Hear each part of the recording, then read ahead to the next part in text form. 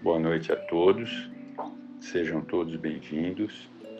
Vamos iniciar os trabalhos desta noite, pedindo a Deus, a Jesus, ao Frei Fabiano e aos bons espíritos que nos cercam, para que os trabalhos se realizem em grande paz. Vamos também pedir a esses irmãos que levem as nossas melhores vibrações para aqueles que se encontram em grande sofrimento em nosso planeta. Aos nossos irmãos que sofrem nos hospitais, aos nossos irmãos que contraíram este terrível vírus que assola o planeta, aos nossos irmãos que, por falta de alimentos, não conseguem reagir, aos nossos irmãos que ainda se encontram cegos de ódio e orgulho. Enfim, a todos os necessitados deste planeta. Que o Mestre os socorra segundo a necessidade de cada um. Pai nosso, que estais nos céus, santificado seja o vosso nome. Venha a nós o teu reino, seja feita a tua vontade, assim na terra como no céu. Pão nosso de cada dia nos dai hoje. Perdoa as nossas dívidas, assim como perdoamos os nossos devedores. Não nos deixes cair em tentação e livra-nos de todo o mal, que assim seja. Graças a Deus, graças a Jesus. Bem, para iniciar os nossos trabalhos, nós escolhemos aqui do Evangelho segundo o Espiritismo, capítulo 6, o Cristo Consolador. O jugo leve. Vinde a mim, vós todos os que andais em sofrimento, e vos achais carregado, e eu vos aliviarei. Tomai sobre vós o meu jugo, e aprendei de mim, que sou manso e humilde de coração, e achareis repouso para as vossas almas, porque o meu jugo é suave e meu fardo é leve. Todos os sofrimentos, misérias, decepções, dores físicas, perda de entes queridos, encontram sua consolação na fé no futuro, na confiança na justiça de Deus que o Cristo veio ensinar aos homens. Porém, para aquele que não espera nada após esta vida, ou simplesmente duvida, as aflições pesam muito mais, e nenhuma esperança vem suavizar a sua amargura. Eis o que fez Jesus dizer: Vinde a mim, vós todos que andais em sofrimento, e vos achais carregados, eu vos aliviarei. Entretanto, Jesus coloca uma condição à sua assistência e à sua felicidade que promete aos aflitos. Essa condição está na lei que ele ensina. Seu jugo é a obediência a essa lei. Mas esse jugo é suave e essa lei é leve, uma vez que impõe por dever o amor e a caridade. Consolador prometido. Se me amais, guardai os meus mandamentos. E eu rogarei o meu Pai, e ele vos dará outro Consolador, para que fique eternamente convosco, o Espírito de verdade, a quem o mundo não pôde receber, porque não o vê nem o conhece. Mas vós os conhecereis, porque ele ficará convosco e estará em vós. Mas o Consolador, que é o Espírito Santo, a quem o meu Pai enviará em meu nome, vos ensinará todas as coisas e vos fará lembrar de todo o que vos tenho dito. Jesus promete um outro Consolador, é o Espírito da verdade, que o mundo ainda não conhece, por não estar pronto para entender, que o Pai enviará para ensinar todas as coisas e para fazer lembrar o que o Cristo disse. Seu Espírito de verdade deve vir mais tarde ensinar todas as coisas, é porque o Cristo não disse tudo, é porque o que disse foi esquecido ou mal entendido. O Espiritismo vem, no tempo previsto, realizar a promessa do Cristo, e o Espírito de verdade preside ao seu estabelecimento, chama os homens à observação dessa lei, ensina todas as coisas ao fazer entender o que o Cristo disse apenas por parábolas. O Cristo disse que ouçam os que têm ouvidos de ouvir. O Espiritismo vem abrir os olhos e os ouvidos, pois fala de forma direta e objetiva. Ele ergue o véu deixado propositadamente em alguns mistérios. Vem, enfim, trazer uma consolação suprema aos deserdados da terra e a todos os que sofrem quando uma causa justa é um objetivo útil para todas as dores. O Cristo disse: bem-aventurados os aflitos, pois serão consolados. Mas como se achar feliz por sofrer, se não se sabe por que se sofre? O Espiritismo mostra a causa das existências anteriores e a destinação da Terra, onde o homem sofre as consequências do seu passado. Ele mostra o objetivo, na qual os sofrimentos são como crises salutares que levam à cura. E é a purificação que garante a felicidade nas existências futuras. O homem compreende que mereceu o sofrimento e o acha justo. Sabe que esse sofrimento ajuda no seu adiantamento. Aceita-o sem lamentações. Como o trabalhador aceita a tarefa que lhe garante o salário. O Espiritismo lhe dá uma fé inabalável no futuro. A dúvida cruel não mais influencia sua alma, fazendo ver a coisas do alto, a importância das contrariedades da vida terrena se perde no vasto, esplêndido horizonte que ele engloba. A esperança da felicidade que o espera lhe dá paciência, a resignação e a coragem de ir até o fim do caminho. Assim, o Espiritismo realiza o que Jesus disse sobre o Consolador prometido. O conhecimento das coisas que faz com que o homem saiba de onde vem, para onde vai e por que está na terra, lembrança dos verdadeiros princípios da lei de Deus e a consolação pela fé e pela esperança. O advento do Espírito da Verdade. Venho, como antigamente, entre os filhos perdidos de Israel, trazer a verdade e pôr fim às trevas. Escutai-me. O Espiritismo, tal como antigamente minha palavra, deve lembrar aos incrédulos que acima deles reina uma verdade soberana. O Deus bom, o grande Deus que faz germinar a planta e ergue as ondas. Revelai a doutrina divina como um ceifeiro. Juntei em feixes o bem espalhado em meio à humanidade. E disse: vinde a mim, todos vós que sofreis. Mas os homens ingratos se desviaram do caminho reto e largo, que conduz ao reino do meu Pai, e se perderam nos ásperos atalhos da incredulidade. Meu Pai não quer aniquilar a raça humana, quer que, ajudando-vos uns aos outros, mortos e vivos, ou seja, mortos segundo a carne, pois a morte não existe, socorrei-vos, e que não mais a voz dos profetas e dos apóstolos, mas a voz daqueles que não estão mais na terra, se faça ouvir para vos gritar: orai e acreditai. Pois a morte é a ressurreição e a vida é a prova escolhida durante a qual vossas virtudes cultivadas devem crescer e se desenvolver como cedro. Homens fracos que percebei as sombras de vossas inteligências, não afasteis a tocha que a clemência divina coloca nas vossas mãos para iluminar o vosso caminho e vos reconduzir, crianças perdidas, aos braços do vosso Pai. Sinto-me compadecido pelas vossas misérias, pelas vossas fraquezas imensas, para não estender uma mão segura aos infelizes, desgarrados que, vendo o céu, caem no abismo do erro. Acreditai, amai, meditai sobre as coisas que vos são reveladas.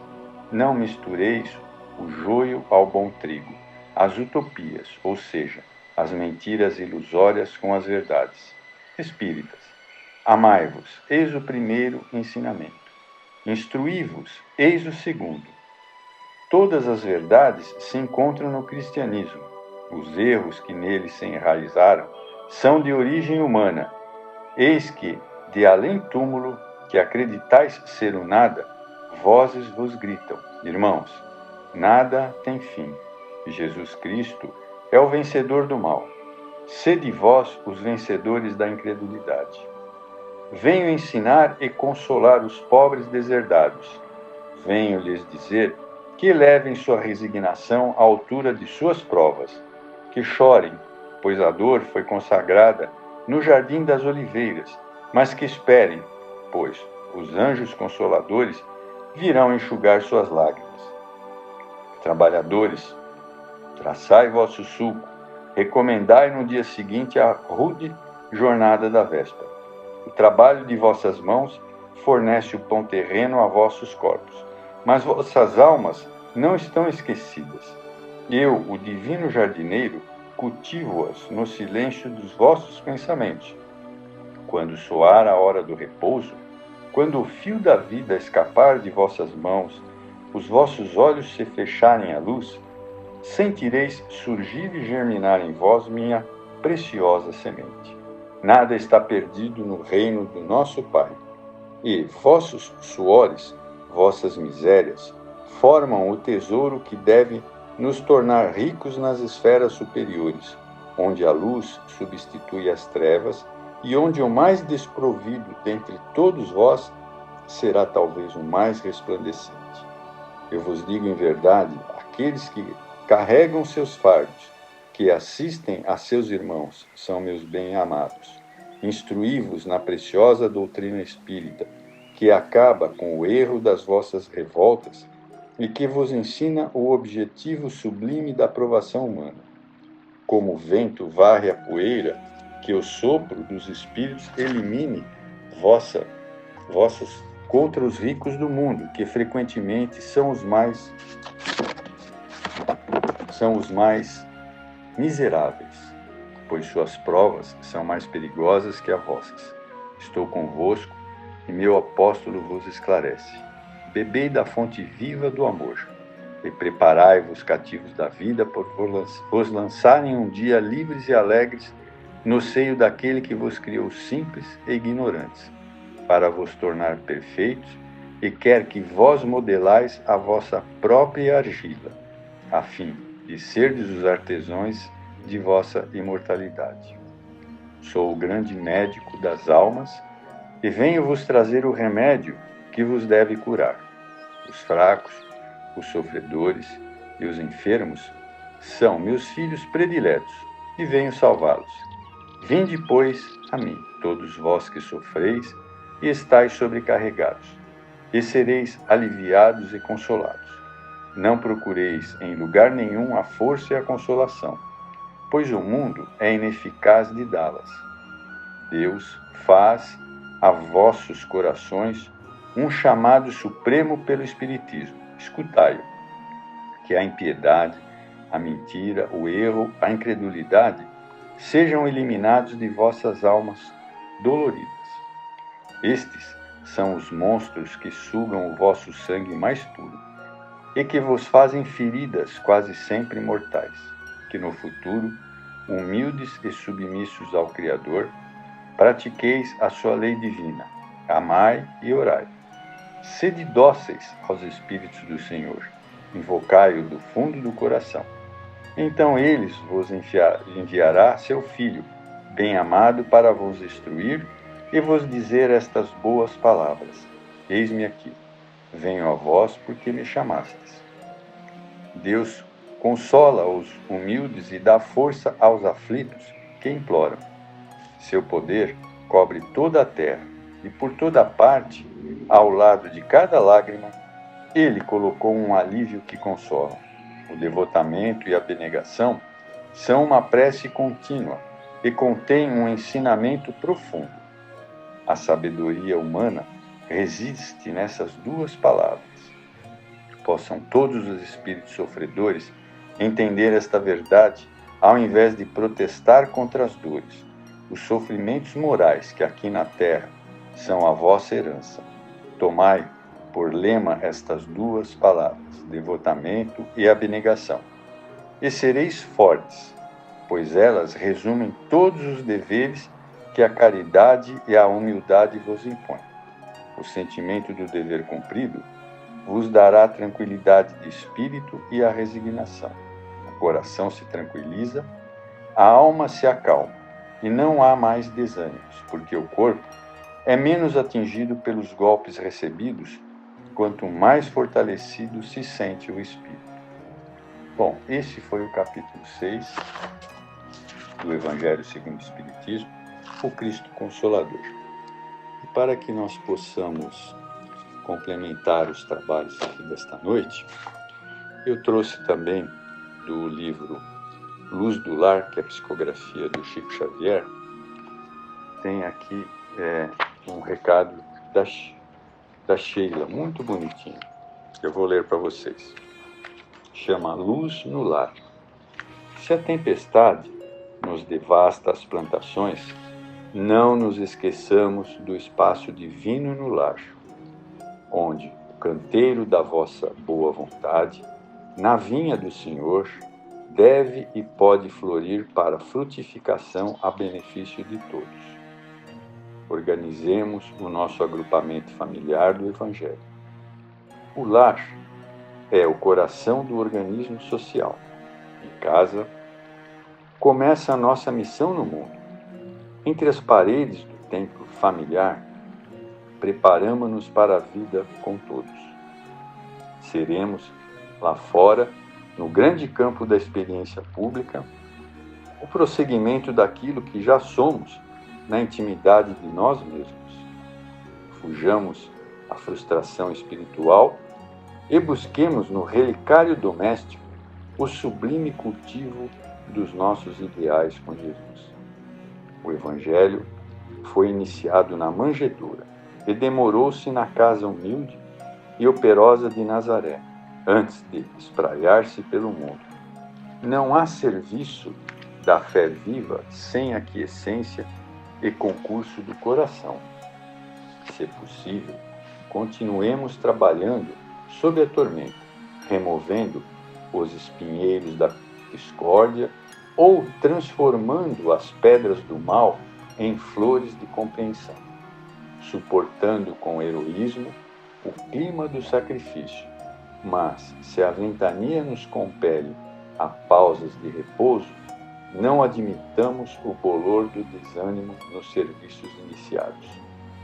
Sustentemos em casa a chama de nossa esperança, estudando a revelação divina, praticando a fraternidade e crescendo em amor e sabedoria.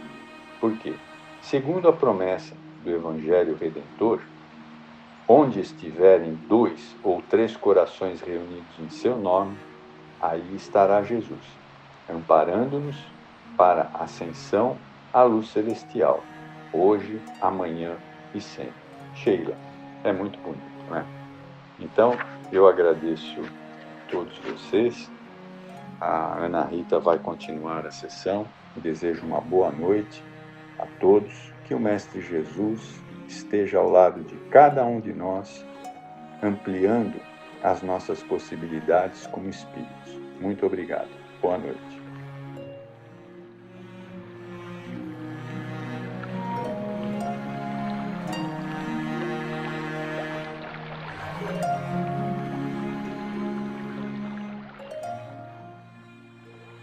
Boa noite a todos.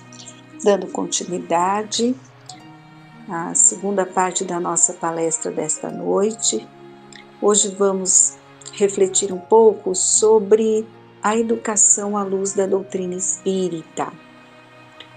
E para tanto eu trouxe um capítulo do livro O Mestre na Educação, Pedro de Camargo Vinícius. Ele foi espírita desde muito jovem, conhecido por Vinícius, né? Nasceu em Piracicaba, e ele estudou muito essa questão da educação da alma, à luz da doutrina espírita, né? Todos os livros dele, ele utiliza o nome do Mestre Jesus. Em busca do Mestre, na escola do Mestre, o Mestre na educação, na seara do Mestre, né? Ou seja, nos lembrando que o maior modelo a ser seguido é Jesus, sim, porque Ele é o nosso Mestre. Vamos ler alguns trechos do capítulo 33, As Gerações Futuras. Vejamos o que ele nos coloca aqui. As gerações futuras não serão diferentes da presente, com todos os seus defeitos e prejuízos de ordem moral, se não tratarmos da educação da infância e da juventude. dessa juventude que será a sociedade do amanhã.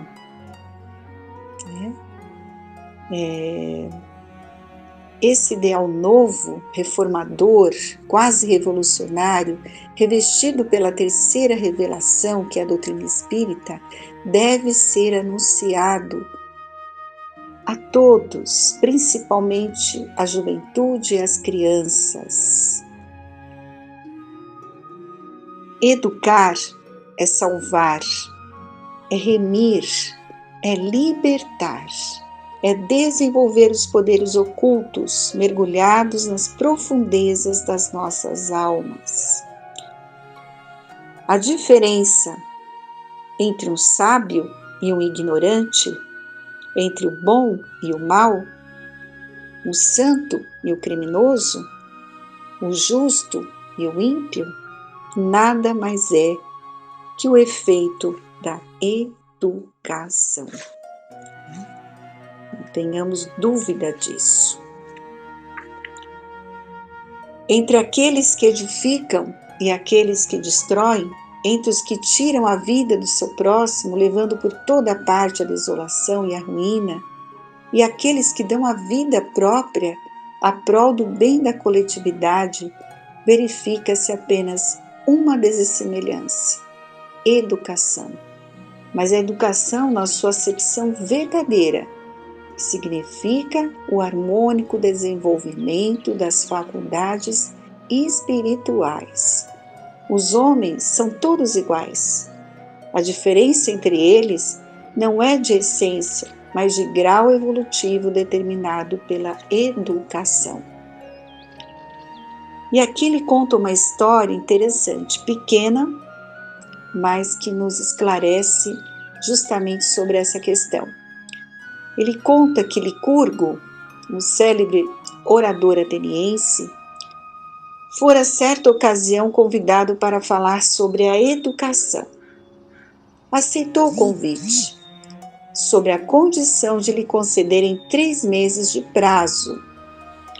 Acabando esse tempo, apresentou-se perante numerosa e seleta assembleia, que o aguardava, todos curiosos ali para ver o que o tribuno iria falar, qual seria a palavra dele sobre educação.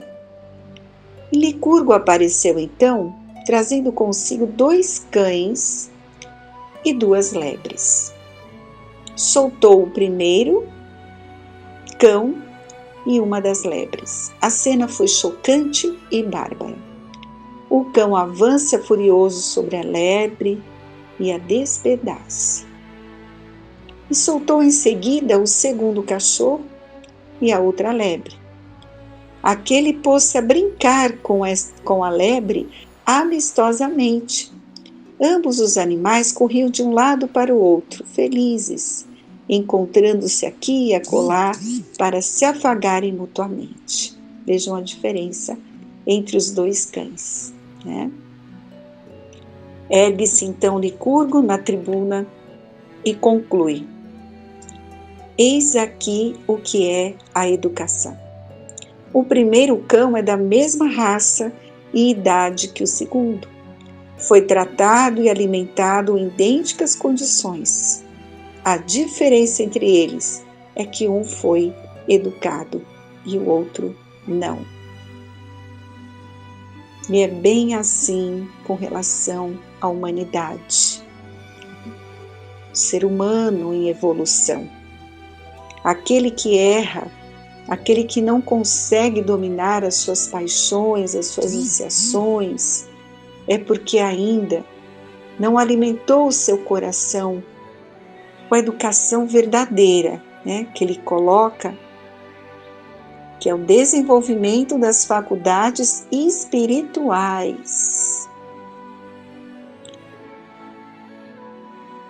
O objetivo máximo do espiritismo é precisamente esse: educar para salvar. Quando educamos alguém à luz de todos esses ensinamentos espíritas, estamos salvando aquele espírito dos erros que ele poderia cometer se não conhecesse a Deus, se não seguir o roteiro maior que é o Evangelho, se não combater as suas imperfeições. Então, quando falamos do Evangelho, exemplificamos, estamos dando uma oportunidade a essa criatura de refletir, de se conhecer, de buscar a Deus, de entender o porquê da dor, e automaticamente nós estamos protegendo, salvando ela de situações dolorosas. Iluminar o interior dos homens para libertar a humanidade de todas as formas de selvageria, de todas as modalidades de crueza e de impiedade, de todas as atitudes e gestos de rivalidade feroz e deselegância moral. E essa conquista diz respeito ao sentimento, ao senso religioso que os homens do século perderam, ou melhor, que jamais chegaram a possuir. Né? Então veja que lindo texto de Pedro de Camargo Vinícius, nos alertando com relação o que é educação, né? A educação verdadeira, educação espiritual do ser humano, não só o intelectual. Intelectual, os conhecimentos são muito necessários e têm o seu valor, mas se ele tiver todo esse conhecimento e não tiver consciência de que ele é um espírito eterno, se ele não tiver fé no seu coração, ele vai se perder, né? Com a vaidade. Então nós precisamos também nos educar, e principalmente espiritualmente. No Livro dos Espíritos, a questão 685, tem uma nota de Kardec. Vejam o que ele fala.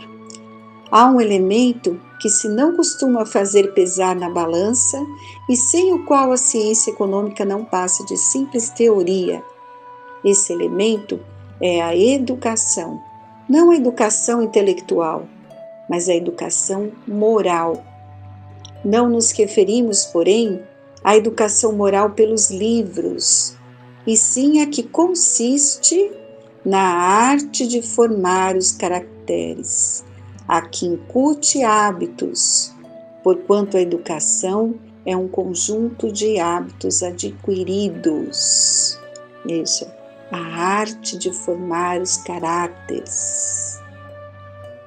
Quando essa arte for conhecida, compreendida e praticada, o homem terá no mundo hábitos de ordem de previdência para consigo mesmo e para com os seus, de respeito, hábitos que lhe permitirão atravessar menos penosamente os maus dias inevitáveis.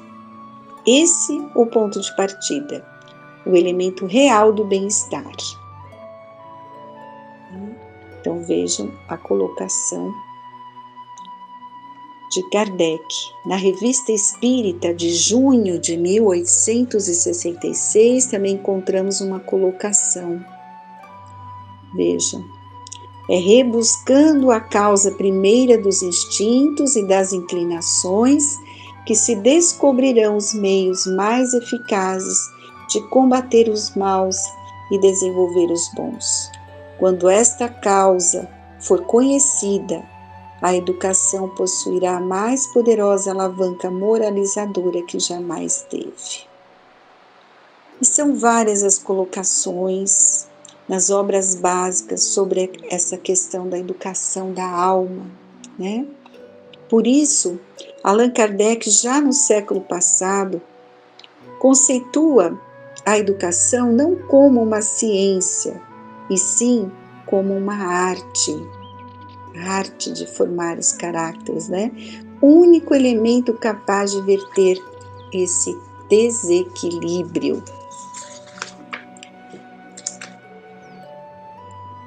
Mas não a educação intelectual, né? Educação moral, como ele diz.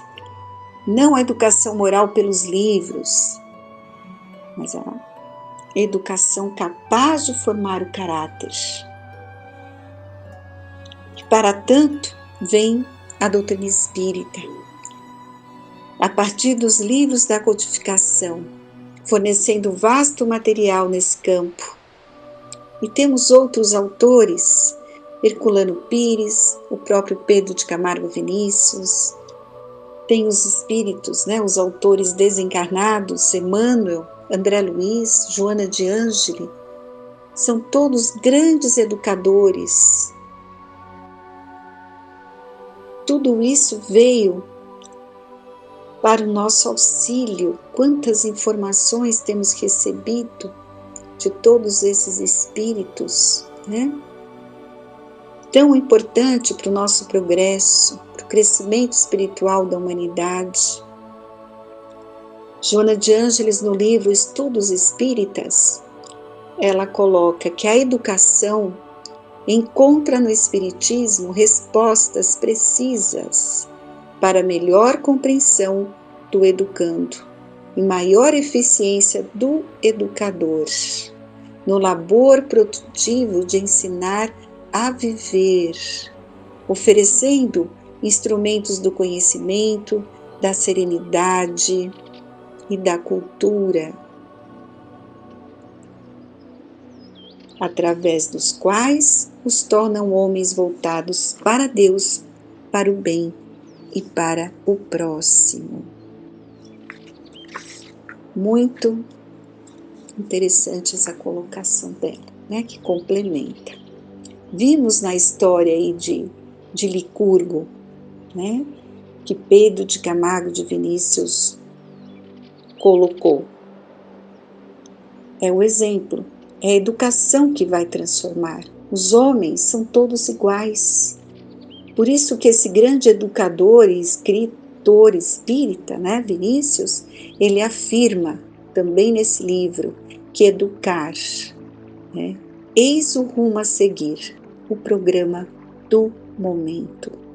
É esse foco que temos que ter. E nós somos educadores uns dos outros o tempo todo. Na convivência, nós podemos ser educados e educar, não é? Tem uma frase muito bonita no livro Orvalho de Luz: entre saber e brilhar, a diferença é sabida. Cultura faz-se no mês, educação pede a vida toda. Não é? Não é fácil nos educarmos espiritualmente. Há que haver muita boa vontade, muito esforço, muita perseverança. E qual é o tipo mais perfeito que Deus tem oferecido ao homem para lhe servir de guia e modelo?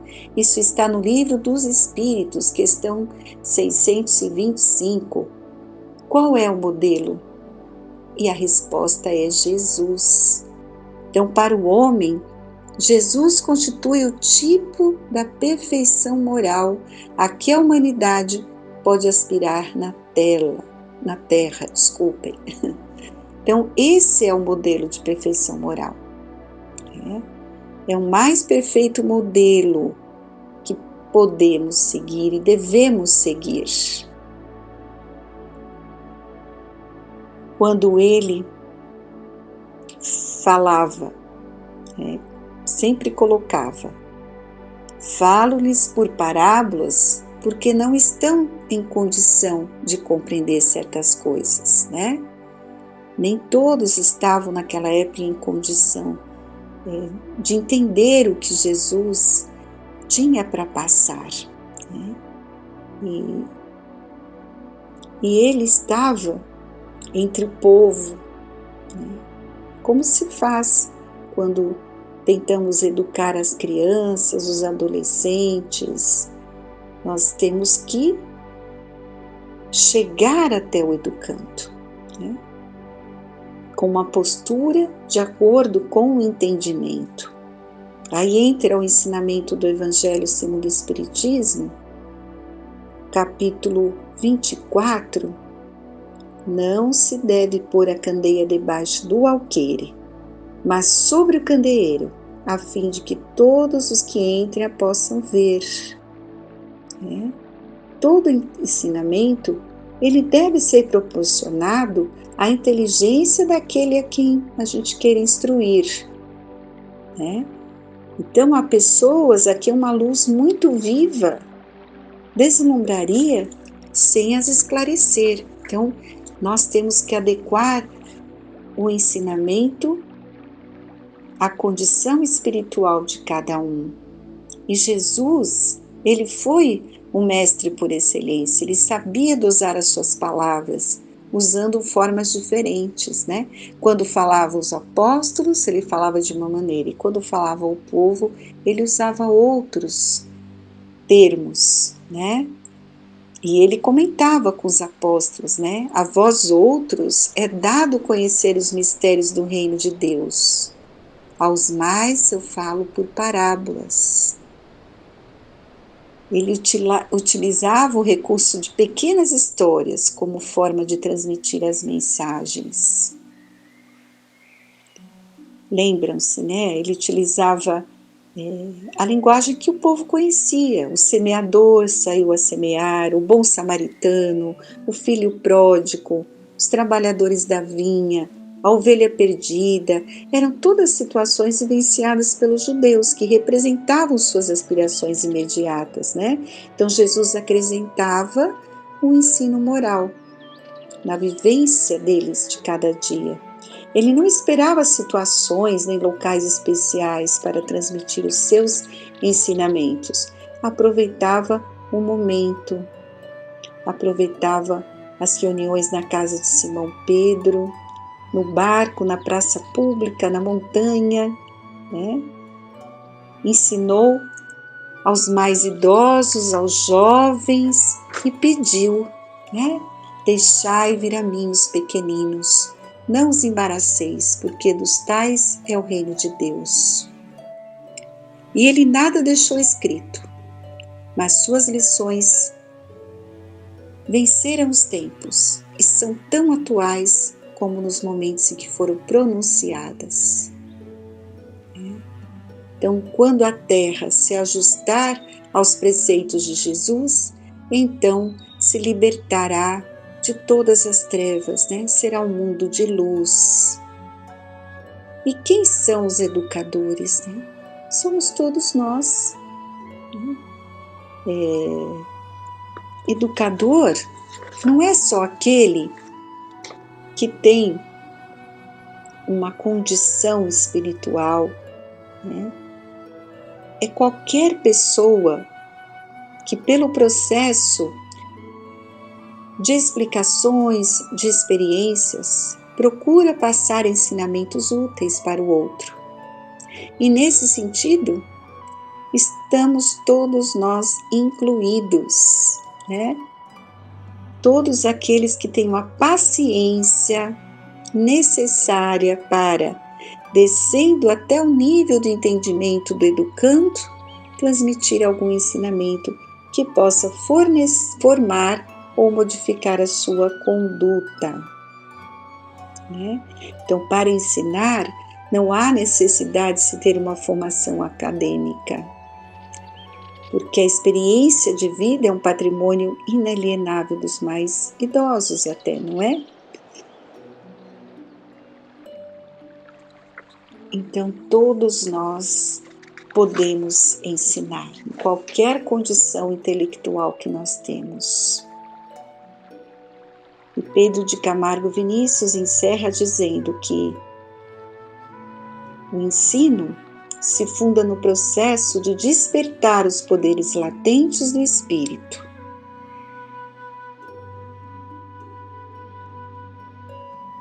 É um apelo constante à razão e ao bom senso, estimulando a vontade do educando.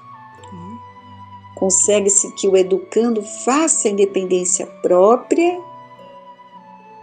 e busque um aprendizado, a sua transformação. Então é essa a nossa reflexão desta noite. E encerrando com esse texto e esses ensinamentos belíssimos, façamos a oração. São Francisco de Assis, né? Já que somos educadores uns dos outros, então vamos pedir a Deus: Senhor, fazei de mim um instrumento da vossa paz. Onde houver ódio, que eu leve o amor. Onde houver ofensa, que eu leve o perdão. Onde houver discórdia, que eu leve a união. Onde houver dúvida, que eu leve a fé. Onde houver tristeza, que eu leve a alegria. E onde houver trevas, que eu leve a luz. Ó Mestre, fazei que eu procure mais consolar que ser consolado, compreender que ser compreendido, amar que ser amado, pois é dando que se recebe, é perdoando que se é perdoado, e é morrendo que se vive para a vida eterna. Que assim seja, graças a Deus.